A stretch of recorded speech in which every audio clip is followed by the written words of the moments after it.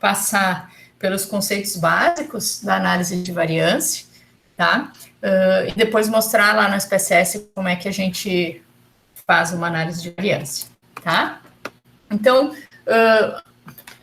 acho que a primeira observação, né, que a gente tem que fazer é que, apesar do nome ser análise de variância, a gente está tratando de está tratando de comparação de médias, tá? Então, é análise de variância. Vocês vão ver muito na literatura o termo ANOVA, tá? Para justamente se referir a esse tipo de análise, tá? Só mudar aqui a cor. Tá. Bom, então, como eu falei, né? Apesar do nome, eu não estou comparando variâncias. Numa análise de variância, o nosso teste é de comparação de médias. Então, a hipótese nula é que a média de um determinado grupo, que eu vou chamar de A, é igual à média de outro grupo B, igual à média de outro grupo C, e eu posso ter tantos grupos quanto forem as populações que eu esteja querendo comparar a média, né, ou subpopulações de uma mesma população. Então, o A, o B e o C são características que definem essas populações ou as divisões dentro de uma subpopulação, né? Professora, então, desculpa interromper, mas a senhora não está compartilhando conosco a sua apresentação. Joia. Não, é que eu achei que... Não, tudo bem, eu achei que ia concluir o raciocínio e depois ia botar para apresentar, mas aí eu... Não, obrigado. Capaz. Senão eu saio falando. Tá. Então, na análise de variância, né, o que eu tenho interesse é comparar médias, tá? Então, o A, o B e o C são ou subdivisórias de uma população ou populações diferentes, né? Então, eu quero comparar tempo médio de internação dos pacientes até 40 anos com a média, o tempo médio de interação de pacientes de 40 a 60 anos e média de pacientes acima de 60 anos. Então, o A, o B e o C são as faixas etárias de uma mesma população, mas que eu estou dividindo em 3 grupos, tá? Assim como eu poderia, por exemplo, comparar o volume de vendas de passagens aéreas do Rio Grande do Sul, né, partindo do Rio Grande do Sul, com o volume de vendas do Rio de Janeiro e de São Paulo, tá? Então, A, o B e o C é o que a gente chama de fator, né, que vai dividir a nossa população em grupos, tá? Bom, a hipótese alternativa, aqui diferente de quando a gente tinha só 2 médias, né, que eu podia ter um teste para maior ou igual, um teste para menor ou igual, ou um teste, desculpa, para menor, para maior ou para diferente, né? Aqui, a hipótese nula é de que existem... Opa, deixa eu aqui. Existem, pelo menos, 2 médias diferentes. Tá? Então, pode ser que o A seja diferente do B, pode ser que o B seja diferente do C, pode ser que o A seja diferente do C, ou pode ser que os 3 sejam diferentes um dos outros, tá? Então, a minha hipótese alternativa é de que elas não são iguais, mas eu não sei quem é diferente de quem, tá? Então, o conjunto de hipóteses, né, da minha análise de variância é em relação à média dentro dessas populações. É a partir dessas médias é que eu vou formular a minha hipótese nula e a minha hipótese alternativa, né? E o nome análise de variância é porque na estatística do teste, né, que a gente viu lá no teste de comparação de 2 médias ou de 2 proporções, né, que era a média menos a média populacional menos a média amostral dividido pelo erro padrão. Aqui na análise de variância, a gente vai comparar as variabilidades entre os grupos e dentro dos grupos para poder concluir sobre a diferença de médias. Então, por isso que se chama de variância, tá? Eu não vou aqui repetir como é que calcula a estatística do teste, né?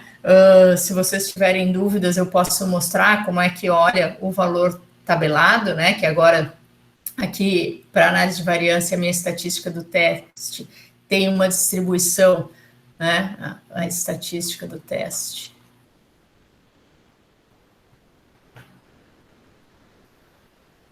Ela tem uma distribuição F, né? E aí depende de um determinado par de graus de liberdade, né? Então, o N e o M são graus de liberdade.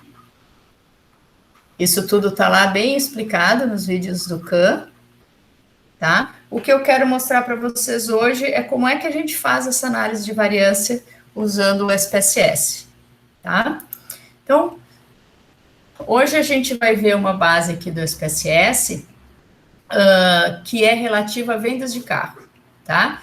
Eu não mostrei para vocês nas aulas passadas, mas quando vocês instalam o SPSS, ele baixa uma base de exemplos, tá? Ele tem um conjunto de bases de dados, tá? Então, se vocês vierem aqui em File, Open Data, lá onde você instalou o seu SPSS, né? No meu caso aqui está no disco D. Aí dentro da onde você instala tem uma pasta chamada Program Files x86.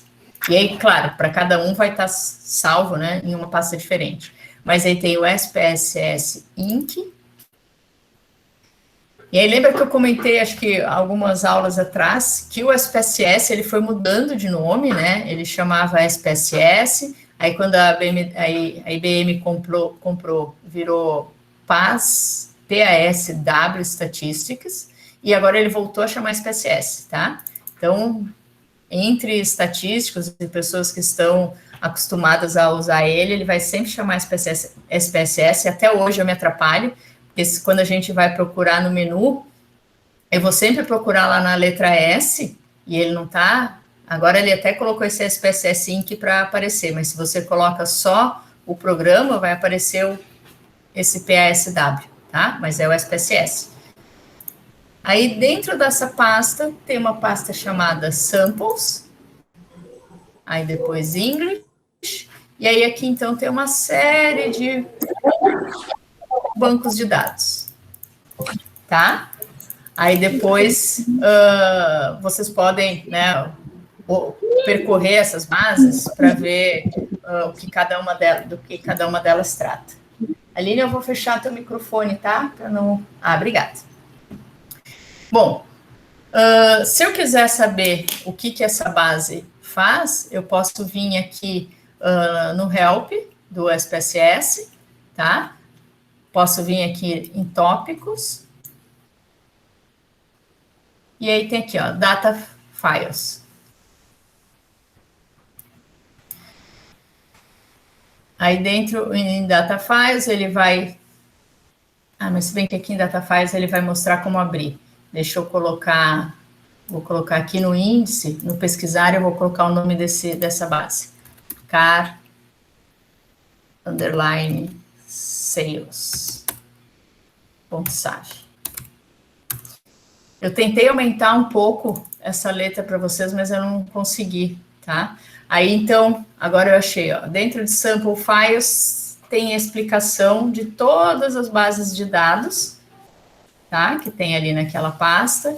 Então, esse car sales.save é um arquivo que contém, né, dados hipotéticos, estimativas hipotéticas de vendas, lista de preços, especificações físicas de vários tipos e modelos de carro, tá?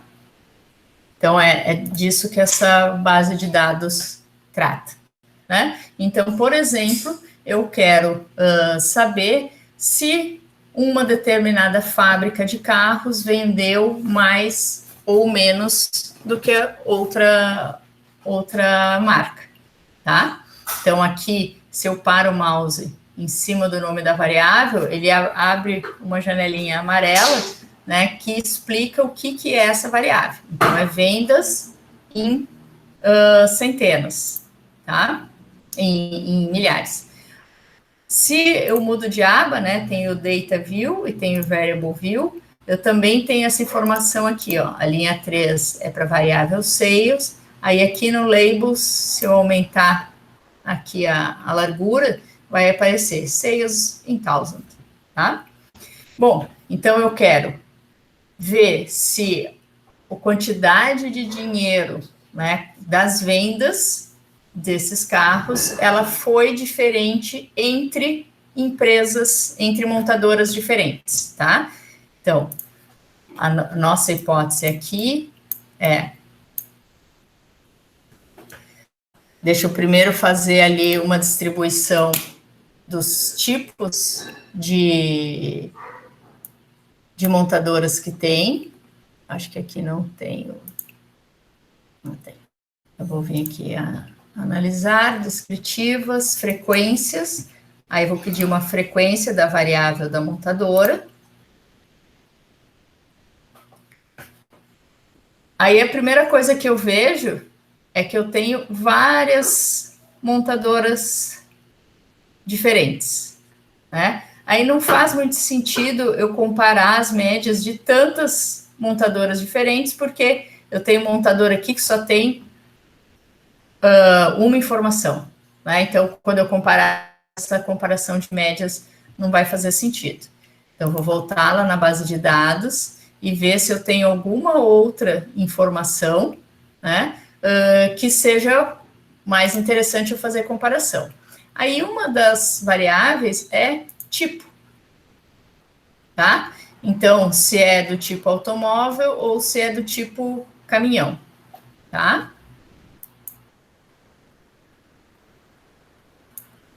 Então, agora, vou fazer a descritiva dessa variável também, para eu saber quantos carros eu tenho de cada tipo. Tá? Então, são 157 carros diferentes que eu tenho aqui, tá? Então, desses 157, vou fazer aquilo de copiar para cá.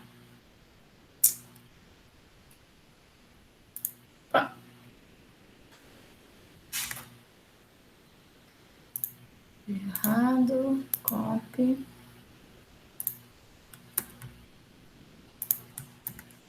Ele vai, vou ter que recortar.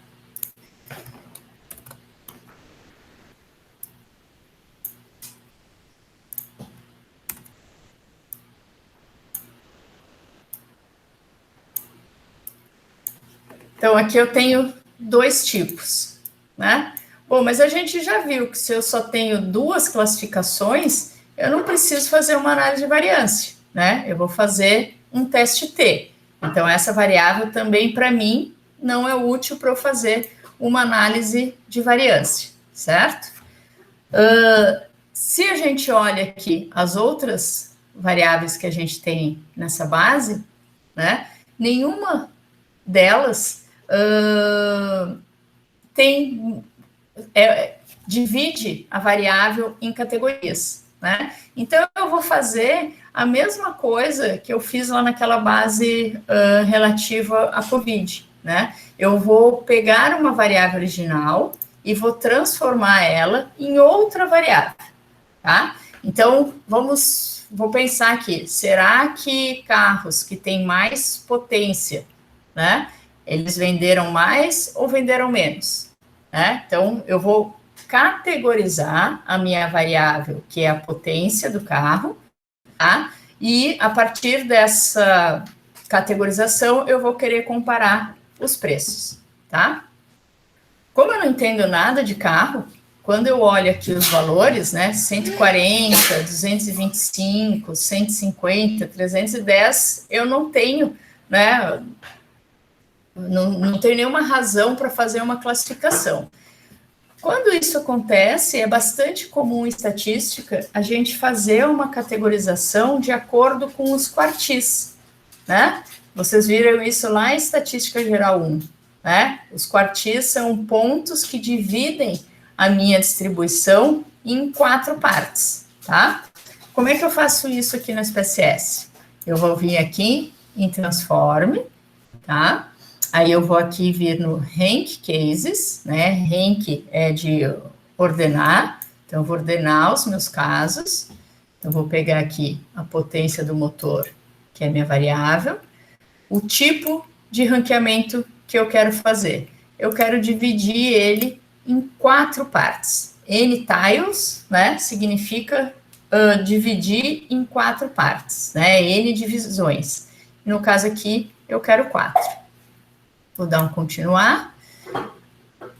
Vou ordenar do menor valor para o maior. Vou dar um OK.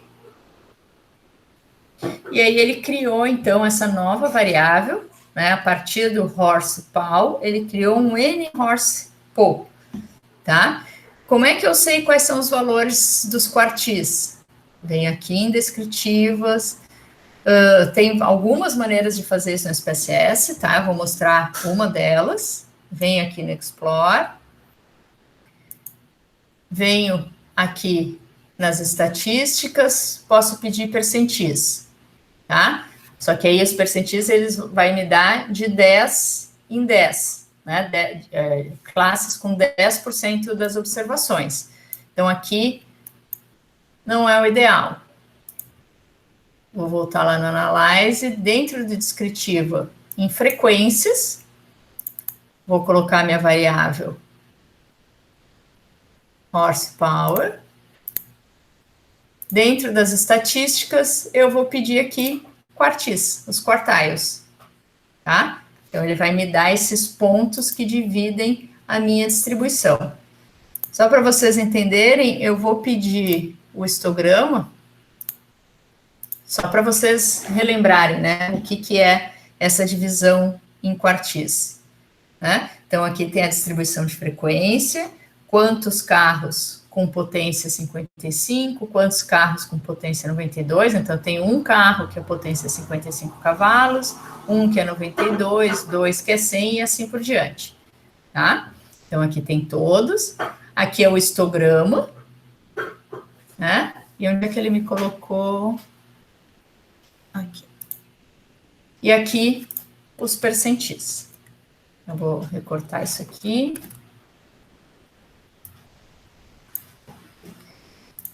Vou colocar aqui. Então, em relação à potência do motor, os percentis, né, os quartis que ele encontrou então, o primeiro quartil é 148,5, o segundo quartil, que é igual à mediana, é 177,5, e o terceiro quartil é 215. Então, o que significa isso? Significa que pelo menos 25% dos carros tem potência menor que 148,5, 50% dos carros tem potência menor que 177,5 e 75% dos dados tem potência menor do que 215, né? Outra forma da gente ler esses quartis é que entre 148,5 e 177,5 eu tenho aproximadamente 25% das observações, e a mesma coisa entre o segundo quartil e o terceiro quartil, tá? Então, 25% está abaixo disso, 25% entre esses dois valores, 25% entre esses dois valores e outros 25% acima desses valores. Então, agora eu vou usar esses pontos de corte, tá? Para criar uma classificação para o meu banco de dados, né? Então, a classificação 1 são carros cuja a potência é menor do que 148,5. O 2, a potência está entre 148,5 e 177,5. O 3, a potência está entre 177,5 e 215. E o 4 é a potência maior que 215, tá? Então, o grupo 1 são os carros menos potentes, e o 5 e o 4 são os mais potentes. Qual é a minha variável de interesse aqui? A minha variável de interesse é total de vendas de cada um dos carros que eu tenho ali naquela base, tá? E a minha hipótese nula é que esse total de vendas do grupo 1 é igual ao total de vendas do grupo 2, que é igual ao do grupo 3, que é igual ao do grupo 4. Ou seja, a minha hipótese nula é que a potência não interfere no total de vendas desses carros.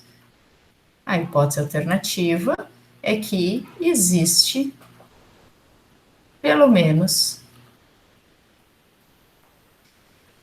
duas médias diferentes.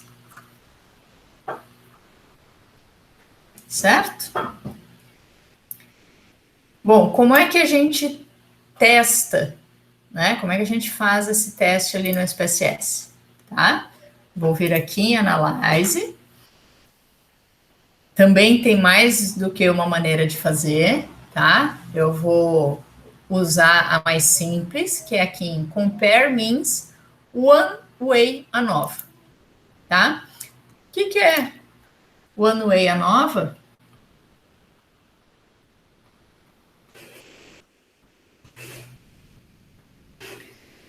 A gente, em português, traduz isso para ANOVA de uma via. O que essa uma via significa? Eu só tenho um critério de classificação que eu estou usando, que é aqui, é a potência do motor, tá? A gente também costuma chamar de ANOVA de um fator. Só tem um fator que determina a diferença entre as médias. No nosso caso aqui, a potência do motor, tá? Tem a ANOVA two-way, que é a ANOVA de 2 fatores, tem de 3 fatores, ou seja, o número de classificações que a gente faz dessas médias é o que é determinada pelo número de fatores, tá? Então, no nosso caso aqui, a gente está fazendo uma ANOVA de um fator. Nessa disciplina, a gente só aprende a aceitar ou rejeitar H0, tá? A gente só responde sim, as médias são iguais, não, existe pelo menos duas médias diferentes, né? A gente no curso, em geral, não ensina como é, se eu chego à conclusão que tem pelo menos duas médias diferentes, como é que eu concluo quem é diferente de quem, tá?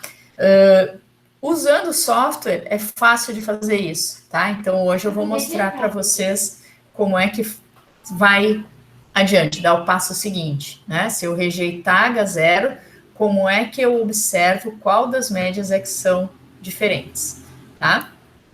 Uma coisa que é importante aqui, que eu não estou falando, né? Para poder usar análise de variância, a gente tem uma hipótese bem importante, né? Que é que essa minha variável total de vendas tem uma distribuição normal. Segue uma distribuição normal, tá? Com média mi de i e variância sigma 2 de i. Ou seja, para cada grupo de carros, né, eu tenho uma distribuição normal.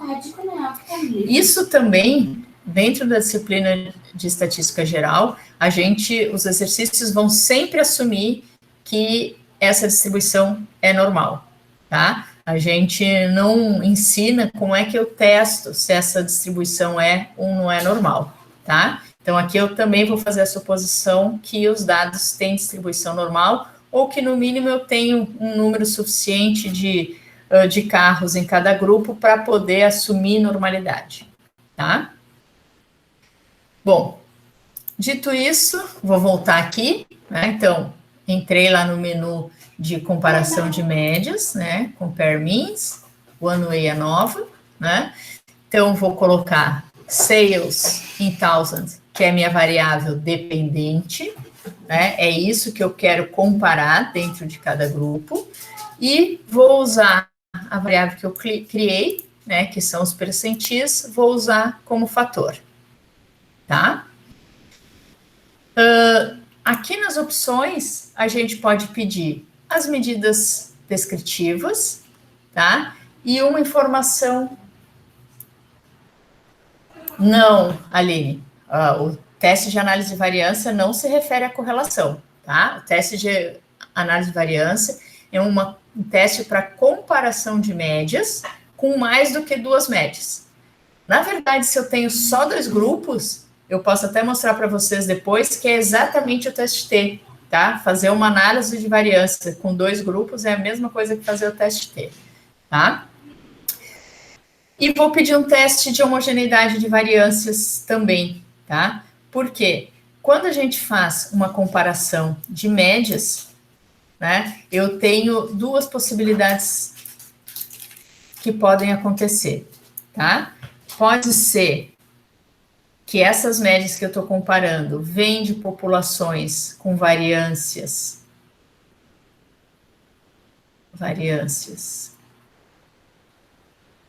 iguais, ou que elas venham de populações com variâncias diferentes. É a mesma situação lá do teste T que eu mostrei na última aula, né? Que a gente tem uma linha de análise para quando as variâncias são iguais e outra linha de análise quando as variâncias são diferentes. Aqui na análise de variância é a mesma coisa, tá? Então, por isso que eu vou pedir aquele teste ali, tá? Então, pedi o teste de homogeneidade de variâncias, vou dar um continue aqui e vou dar um OK. Eu vou mostrar um passo a passo, depois eu vou mostrar como, em geral, né, a gente faz, tá? Então, eu tenho aqui a análise descritiva desses dados, tá? Não sei, né, o quanto foi reforçado para vocês em Estatística Geral 1, mas a análise descritiva, ela é a base de uma boa análise estatística, né? Antes de qualquer análise estatística mais avançada que vocês possam vir a aprender, primeira coisa que tem que ser feita é uma análise descritiva para entender bem os dados, né? Para verificar se não tem valores muito estranhos, valores que precisam ser desprezados, valores que podem ser erros de digitação. Então, a gente sempre começa com uma boa análise descritiva, tá? Olhando para os dados aqui, o que a gente percebe? Bom, o número de carros em cada grupo é basicamente o mesmo, né? 39, 41 e 37. E isso é esperado, né? Porque eu fiz aquela divisão em quartis. Na verdade, eu até gostaria que todos eles tivessem exatamente 39 sujeitos, né? Por que isso não acontece? Porque eventualmente tem empate, né? Aquele problema da mediana quando eu tenho dois ou mais valores iguais, justamente no meu ponto de corte, tá? Mas é uma análise bem equilibrada. Eu tenho mais ou menos o mesmo número de casos em cada um dos grupos, né? Aí, aqui do lado, então, eu tenho a média de cada grupo. Então, já dá para perceber que, aparentemente, né, olhando só para a amostra, parece que os carros do grupo 1, que são os carros menos potentes, tiveram um volume de venda maior, né? Cerca de 68 mil dólares no ano, tá? Os carros do grupo 2 têm um volume de vendas um pouco menor, 53 mil. Do grupo 3, 47 mil. E do grupo 4, 42 mil, tá? Então, lembrando, né, aqui reside a diferença entre matemática e estatística, entre olhar todos os valores de uma população e olhar para uma amostra, né? Se eu tivesse, se esses valores representassem todos os carros vendidos no ano, eu não precisaria um teste. Eu poderia afirmar que os carros menos potentes venderam mais do que os carros mais potentes e poderia até dizer qual é a ordem, né? O mais potente é o que mais vendeu, o menos potente é o que mais vendeu, o segundo grupo menos potente ficou em segundo lugar, o terceiro grupo menos potente ficou em terceiro lugar e o quarto em último lugar, tá? Mas isso aqui não é a população, é uma amostra. Então, eu preciso do teste para me responder se essa diferença que eu estou olhando na amostra, ela se confirmaria na população, né? Ou seja, eu sou um fabricante de carro e eu quero aumentar o meu volume de vendas, eu vou investir em carros menos potentes porque eles vendem mais, né? Esse mercado que eu estou analisando, né, esse estado, esse país, esse conjunto de países que eu estou analisando, indica que eu vou vender mais se eu tiver carros, oferecer carros menos potentes, tá? Bom, quando eu falo da gente analisar, né, fazer uma análise das estatísticas descritivas, eu tenho que olhar aqui, né? Então, por exemplo, nesse grupo de carros menos potentes, eu tenho carros cujo volume de venda foi 5 mil, né, dinheiros, num determinado período, e o valor máximo 247 mil, né? Nesse outro grupo aqui, o carro que vendeu menos, vendeu 0,1 mil, né? Ou seja, seria 110, se for dólares. Será que esse valor é razoável? Será que isso não foi um erro de digitação? Né? Então, se eu conheço a base de dados, eu tenho que ir lá no meu banco para ter certeza que isso aqui não é um erro de digitação. Se não é um erro de digitação, vai permanecer, né? Desde que não seja algo muito pouco provável de acontecer. Né? Foi uma situação específica, foi uma baita promoção que num determinado lugar o primeiro cliente que chegasse pagasse esse valor, né? Ou se eu pensar que isso é o acumulado de uma marca, eu tenho que pensar que posso pensar, foram os últimos carros de uma linha e aí foi feita uma baita queima e por isso ficou tão barato. Então, eu preciso achar justificativa para esse valor, para não ser o erro. E se não é um erro, eu ainda assim posso descartar se for algo que acontece com uma frequência muito pequena. Né? Ou seja, dificilmente isso vai acontecer de novo, então eu não deveria deixar isso daqui interferir na minha média dos meus dados, tá? Sob o risco de chegar a uma conclusão errada afetada por esse valor, tá? Como eu não conheço essa base de dados, a minha opção... Mas se eu tiro um número estranho, assim, daí vai para o missing? Para onde você vai? Ah, tá. Não, daí tu descarta só por conta da frequência, assim, se for muito baixa. Frequência no sentido de entender se aquele valor ele pode voltar a se repetir ou dificilmente ele vai voltar a se repetir, né? Então, pensar na lógica. Eu tenho uma população, extraí uma amostra, né? Achei um valor muito baixo ou muito alto. A probabilidade, tipo assim, era o único caso na população toda, ou eu tenho uma frequência muito baixa na população toda.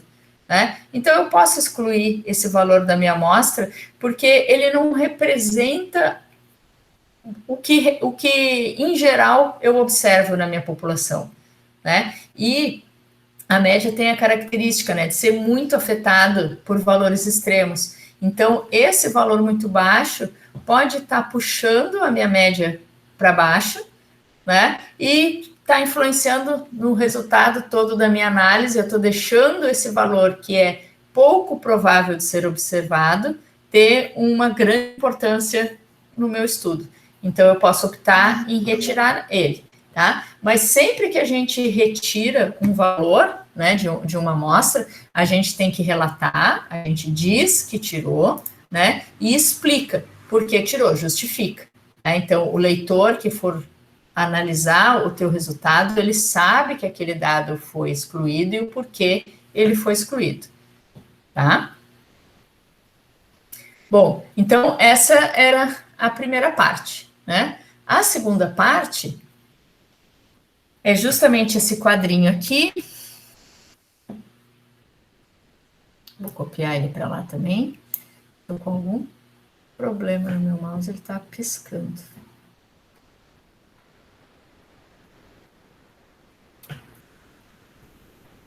Deixa eu só desligar o mouse aqui para ver se ele volta a responder.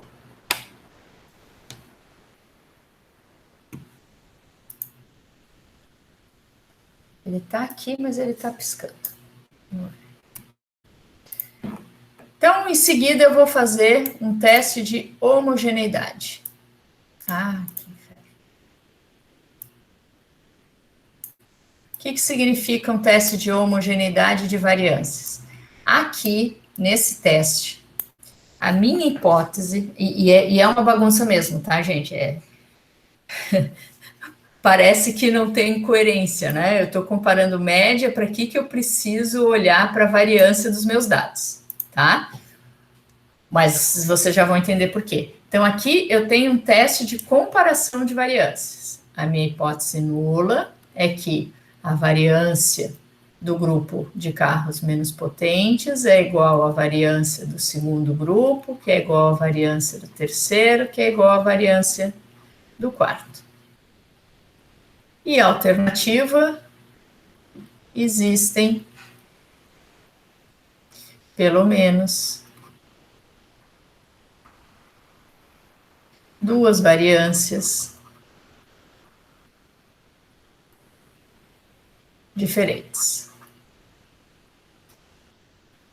Tá? E aí aqui o raciocínio para aceitar ou rejeitar, né, é o mesmo que a gente usou para o teste T. Eu vou olhar aqui para o SIG, né, que é o meu valor P, né, que nos artigos vocês vão encontrar como P ou P velho, tá? Então, aqui, nesse caso, o P é 0,513, e eu vou comparar esse valor com o nível de significância que eu defino, né? Que, como eu comentei já na aula passada, em geral, a gente usa 5%, tá? Desculpa, que eu já coloquei o menor, mas, na verdade, eu vou fazer uma comparação, né? Opa. Vou apagar aqui. Então, a pergunta que eu tenho que responder é: 0,513 é maior ou menor que 0,05? É maior. Se é maior, então eu aceito H0. Então, como P é maior que 0,05, que é o nível de significância, aceito H0. Ou seja, as variâncias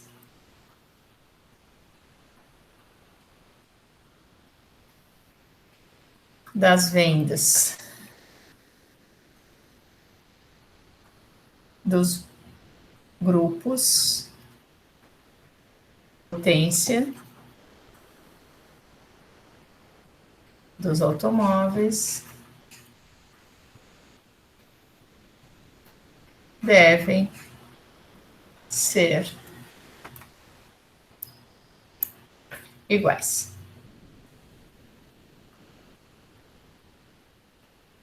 Tá? Então, eu só posso fazer esse teste que eu vou mostrar para vocês se as variâncias são iguais. Tá? Se as variâncias fossem diferentes, o teste que aparece na sequência, ele não teria validade. Então, vou recortar aqui agora e colar, finalmente, o teste que compara as médias.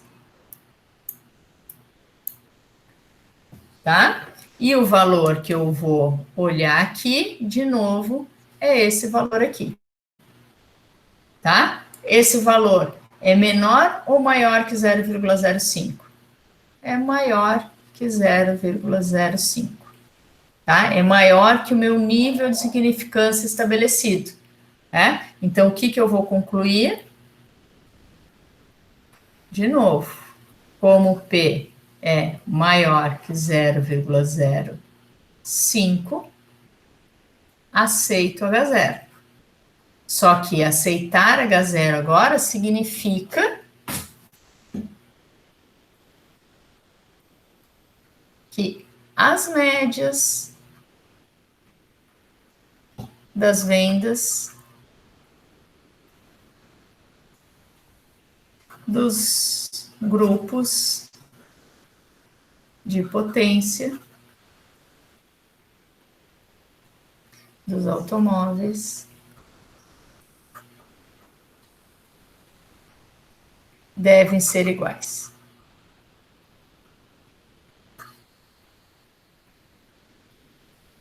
Tá? Bom, mas aí a pergunta é, mas professora, 68 é igual a 42? Como é que pode isso, né? Aí eu vou voltar a falar algo que eu tinha falado na semana passada, né? Uma diferença estatisticamente significativa, ela depende do tamanho da amostra, tá? Quanto maior o tamanho da amostra, mais eu tenho capacidade de mostrar que pequenas diferenças são significativas. Quanto menor for o tamanho da amostra, menor é minha capacidade de mostrar que determinadas diferenças são estatisticamente significativas. Né? Nesse caso aqui, o que a gente observa da variabilidade das vendas? Ela é muito grande. Né? Eu tenho desvios padrões aqui que são quase do tamanho da média, ou desvios padrões que são 2 vezes o valor, mais que 2 vezes o valor da média. Né? Então, para eu poder mostrar que essa diferença é estatisticamente significativa, eu precisaria de um tamanho de amostra muito maior. Né? Com esse tamanho de amostra, eu posso atribuir essas diferenças ao acaso.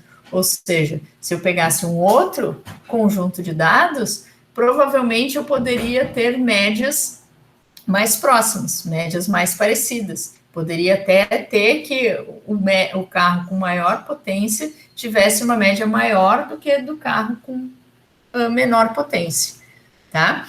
Então, eu nunca posso ter uma visão muito bitolada, né? Ah, aceitei H0, então isso significa que eu não tenho diferença, que a potência do carro não afeta o volume de vendas do carro, tá? O que eu posso concluir é que o tamanho da minha amostra não foi suficiente para mostrar que as diferenças observadas na amostra são significativas, ou seja, que eu vou observar essa mesma diferença na minha população, tá? Então, pode ser que esses valores aqui muito baixos estejam, né, influenciando nessa variabilidade muito grande, e por isso que eu não consigo chegar a nenhuma conclusão né, sobre a quantidade, né, o volume de vendas dos carros de acordo com as potências. Tá? Então, no caso, a gente não teria evidências suficientes para dizer que aquelas diferenças são significativas, no caso. Perfeito, Alessandra, perfeito. Eu não tenho evidência suficiente para dizer que são diferentes, mas provavelmente também eu não posso afirmar que são iguais. Né? Para fazer isso, eu precisava fazer uma análise do poder do meu teste, que provavelmente, nesse caso, o poder é baixo. Né? A probabilidade de eu cometer o erro tipo 2, né, que é aceitar H0 quando ele é falso, deve ser grande, porque o tamanho da minha amostra é pequeno. Tá? E essa é uma das razões que vários estudos eles precisam ser repetidos, né? Porque um estudo sozinho não consegue juntar evidências suficientes para mostrar, né, um determinado efeito. Tá? Eu vou pegar uma outra variável para fazer a comparação, para a gente ver se isso, né, como é que é a análise de variância para outras situações. Uma outra variável que eu tenho aqui é preço, né, o valor de cada unidade vendida, né? Então, vou fazer de novo o compare means, Onway nova, vou tirar aqui as vendas e colocar o preço. Será que carros menos potentes são mais caros ou mais baratos do que carros mais potentes? Né?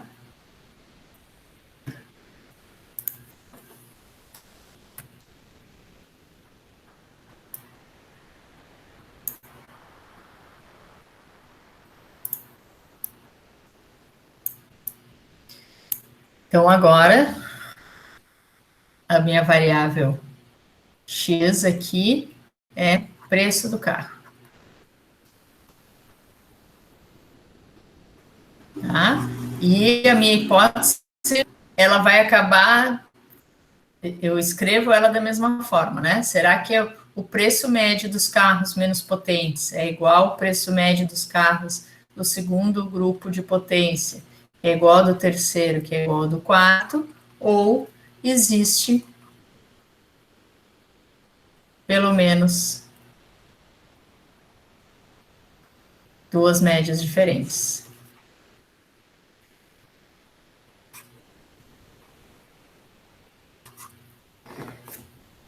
Vou pular aqui.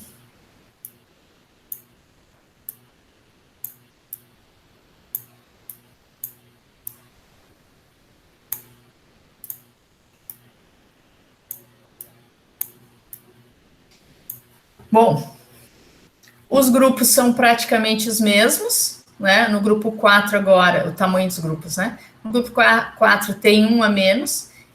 Se vocês observarem aqui, ó, tem um carro em que não foi dado o valor dele. Ah, não, aqui, ó, não foi dado o preço dele, tá? Então, por isso que tem um dado a menos. Aqui as médias de cada grupo, né? Como era esperado, os carros menos potentes são mais baratos do que os carros mais potentes, né? A variabilidade aqui parece um pouco menor, né?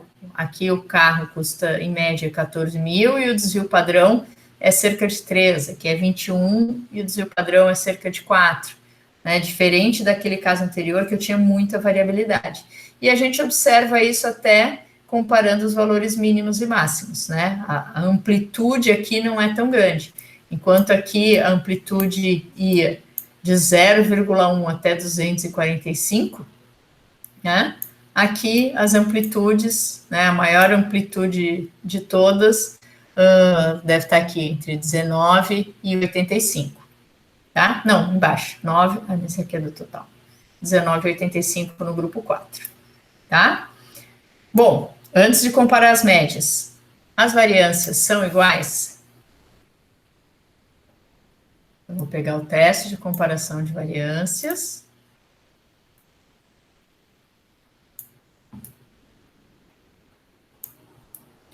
E olhando o resultado do teste, né, a gente percebe que esse valor de P aqui, com certeza, é menor que 0,05, né? É um número muito pequeno, né? Então, nesse caso aqui, eu rejeito H0. Ou seja, eu não posso supor que as variâncias são iguais. Se eu não posso supor que as variâncias são iguais, esse quadro, né, que é o que eu colei no exemplo anterior, eu não vou poder usar, porque esse quadro de análise de variância, ele pressupõe que as variâncias são iguais, tá? Antes de eu mostrar a alternativa, eu esqueci de mostrar para vocês por que chama análise de variância, né? Essa primeira coluna aqui é a coluna de somas de quadrados. O que é a soma de quadrado, né? Eu tenho aqui a soma de quadrados entre os grupos e dentro dos grupos. A soma de quadrados entre os grupos, eu vou pegar a média de cada grupo menos a média do total de vendas, né? Vou fazer essas diferenças, elevar ao quadrado e somar todas elas, né? Isso lembra o cálculo da variância, né? Pegar o valor, subtrair da média e elevar ao quadrado, né? Então, a análise de variância tem esse nome por causa disso. Essa soma de quadrados, né, é análogo ao cálculo da variância, né? Então, aqui também é chamado de variância entre os grupos e variância dentro dos grupos, né? Então, por isso o nome. Bom, não vou poder usar o teste que a gente usou anteriormente. O que eu vou fazer? Vou lá voltar no Compare Means, tá? E aí aqui nos Options, vocês vão ver que eu tenho duas alternativas aqui, né? O Brown Forsyth e o Welch. Esses são testes que podem ser utilizados quando a hipótese de homogeneidade de variâncias não foi comprovada, tá? E aí eu vou aproveitar para mostrar mais um truquezinho aqui dentro do SPSS para vocês, tá? Vou clicar aqui no Help. Ele abre, né, um monte de explicação. É aqui que vai estar escrito, né, que o teste de Brown-Forsyth, ele vai calcular um teste de comparação de médias, né? Ele é uma estatística preferida, a estatística F, que é daquela suposição anterior, né? Aquele quadro anterior, quando eu não consigo manter, né? Não consigo verificar a hipótese de variâncias são iguais, tá? E o Welch tem a mesma justificativa, tá?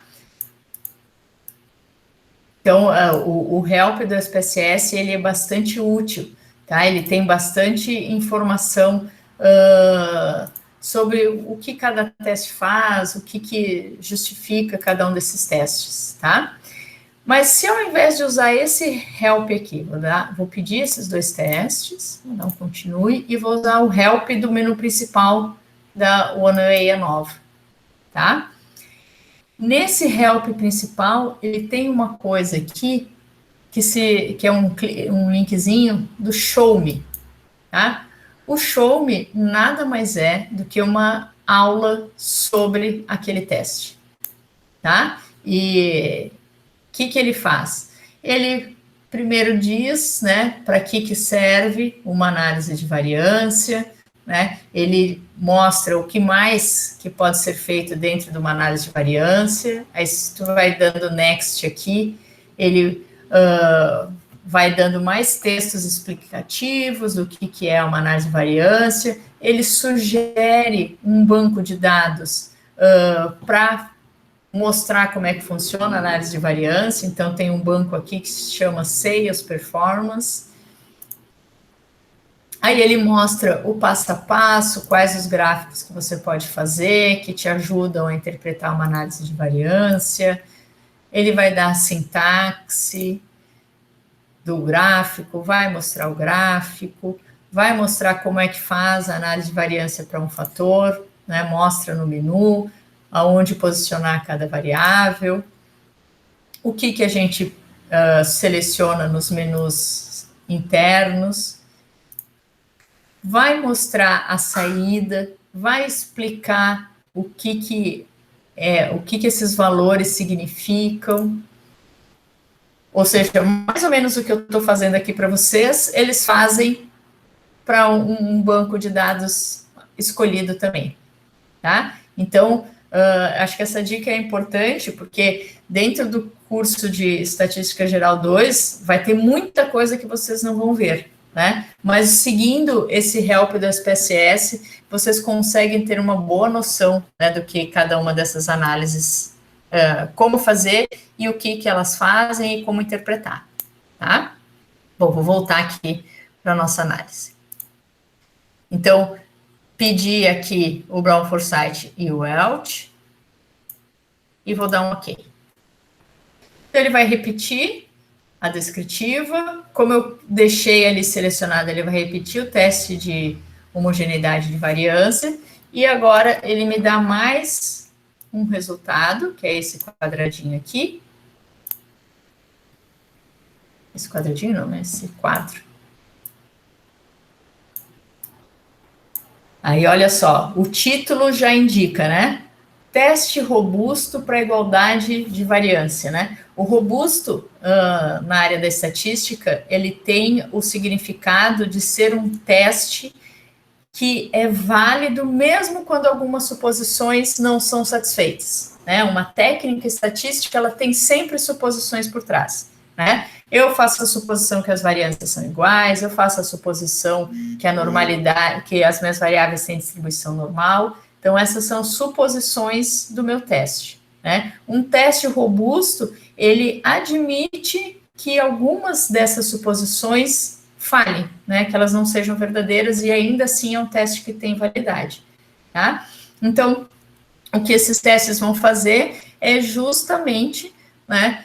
Eu sei que as variâncias não são iguais, então eu estou violando uma suposição e estou dando uma alternativa de um teste que é robusto quando essa suposição não é verdadeira, tá? Em geral, eles vão coincidir no seu resultado, tá? Então, aqui, o nível de significância é menor do que 0,05, e eu, então, de novo, vou rejeitar H0. Só que agora eu estou rejeitando a hipótese de que as médias são iguais, né? Então, a minha conclusão deve existir pelo menos duas médias de preço diferentes. Tá? Mas aí vem aquela pergunta que eu fiz lá no começo, né? Ok, essa amostra me permite concluir que um carro menos potente tem um preço diferente de um carro mais potente, né? Mas será que 14 é diferente de 21, 21 é diferente de 28 e 28 é diferente de 45? Ou só o 14 que é diferente de 45? Né? O meu teste de análise de variância não me permite chegar a essa conclusão, né? Aí eu vou precisar do que a gente chama de um teste pós-hoc, tá? Ou seja, a partir do pressuposto que existe diferença, eu vou tentar descobrir quem é diferente de quem, tá? Então, eu vou voltar ali na análise de variância, e aí eu tenho um quadradinho aqui, que é pós-hoc, tá? Tenho dois grandes subgrupos. O primeiro são só para testes onde as variâncias são assumidas como sendo iguais. Então, para esse meu exemplo, eu vou ignorar esse grupo, tá? E depois tenho um subgrupo assumindo que as variâncias são diferentes, tá? Cada um desses testes tem características diferentes. Um teste, ele é mais conservador, né? Em estatística, ser conservador significa que eu tenho uma resistência a rejeitar H0, né? Eu eu só vou rejeitar H0 quando a evidência é muito forte, e tem testes que são menos conservadores, ou seja, pequenas diferenças são detectadas. Também tem teste que é mais adequado quando o tamanho de cada um dos grupos são iguais, testes mais adequados para quando há um desbalanceamento entre o tamanho dos grupos, né, o tamanho da amostra dos grupos. Então, cada um desses testes tem uma aplicação diferente, né, e como vocês devem imaginar, é impossível decorar, né, o que cada um desses testes, né, são mais de 10 testes, o que cada um deles faz, tá? De novo, aqui eu posso usar o help para me ajudar, né? Então, aqui ele vai me dizer o que cada um dos testes faz. Em geral, ele indica qual é o mais conservador, né? Então, esse, o Tanhane, por exemplo, é o mais conservador deles, tá? Ele é baseado nos testes T2A2. Então, é como se eu fizesse vários testes T's. A média do grupo A, do grupo 1 contra o 2, do 1 contra o 3, do 1 contra o 4. Aí depois o 2 contra o 3, o 2 contra o 4 e por fim o 3 contra o 4, tá? Ele é o mais conservador deles, né? E aí esse James Howell, ele já indica que ele é, em geral, o mais liberal. Os outros dois vai estar no meio termo, tá? Então, professora, qual que eu escolho? Depende, né? Se é uma situação em que eu rejeitar H0 não é crítico, né? Não muda muito minha forma de produção, minha forma de trabalho, minha conclusão, então eu posso usar um teste mais liberal. Quando eu rejeito H0, implica em grandes mudanças, tem um grande impacto, em geral, a gente é mais conservador, tá? Mas isso depende de cada situação. Então, eu vou só colocar os dois para vocês perceberem a diferença. Vou dar aqui um continue e vou dar um OK. Então, lembra que eu falei para vocês antes, né? Em geral, a gente não faz isso, né? Entra, escolhe uma coisa, vê o resultado e volta. No dia a dia, o que eu faria? Eu já escolho um teste conservativo, mais conservador para variâncias iguais, né? O Tukey é um dos mais conservadores, o LSD, que é o mínima diferença significativa, seria equivalente ao Tanhane. Vou escolher um de cada desse, vou pedir análise de variâncias supondo igual, variâncias iguais e supondo variâncias diferentes. Ele mostra tudo e eu vou escolhendo de acordo com o nível de significância da comparação de variâncias e da comparação de médias, né? A gente não vai fazendo esse passo a passo como eu fiz aqui para vocês, tá? Então, continue, vou dar um OK. Tá vendo? Ele vai repetir tudo de novo.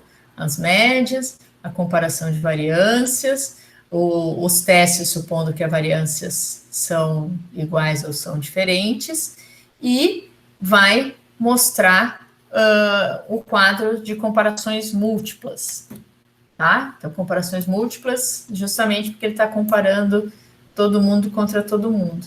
Eu não sei se eu vou conseguir aumentar muito aqui esse quadro, porque ele já é bem grandão. Vamos ver se eu consigo. Ai, não adianta fazer isso.